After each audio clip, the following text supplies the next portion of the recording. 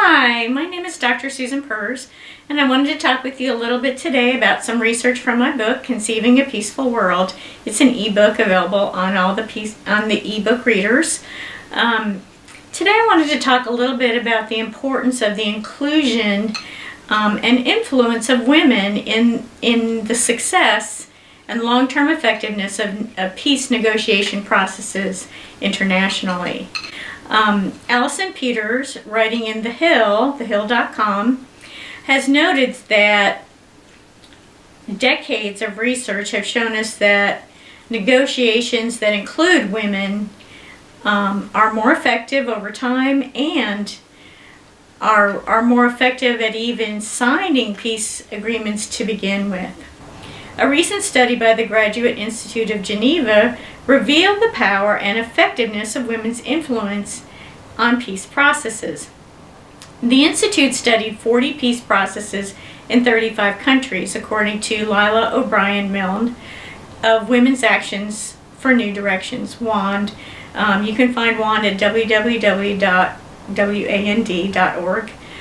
She writes that when women's groups had influence over negotiations, agreements were reached and signed 98% of the time.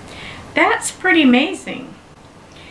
She notes that this study was cited by Congressman Ed Royce, a Republican of California, the committee chairman of the House Committee on Foreign Affairs in 2016, in its hearing on the role of women in peace and security, which was the first ever hearing on the subject.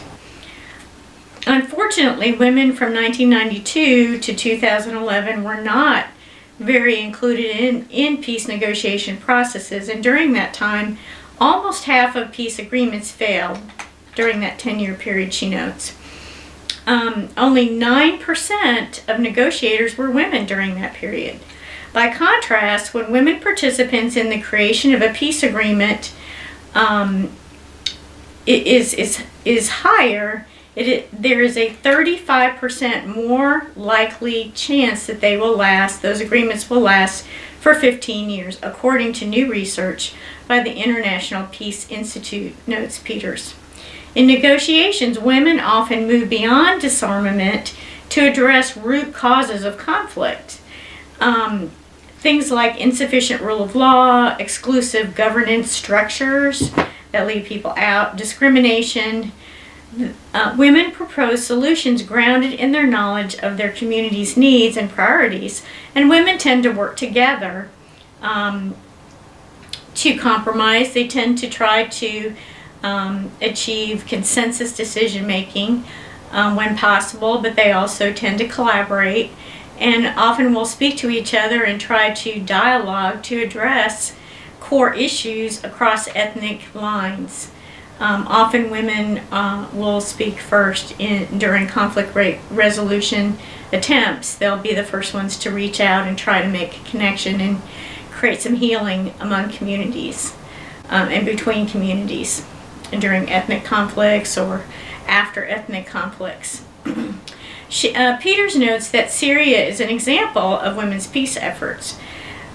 With little attention, scores of Syrian women have been fighting for peace since the conflict began.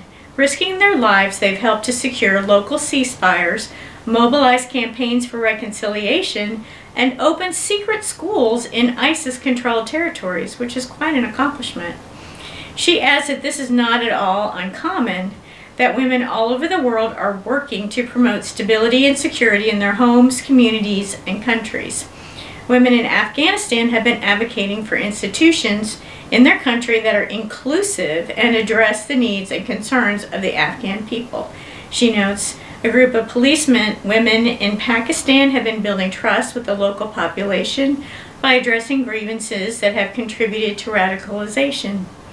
In the middle of horrific ongoing violence and a massive humanitarian crisis, women in South Sudan have formed coalitions that include people from different ethnic groups and tribes to address and resolve conflicts between the government and the opposition leaders, Peters notes.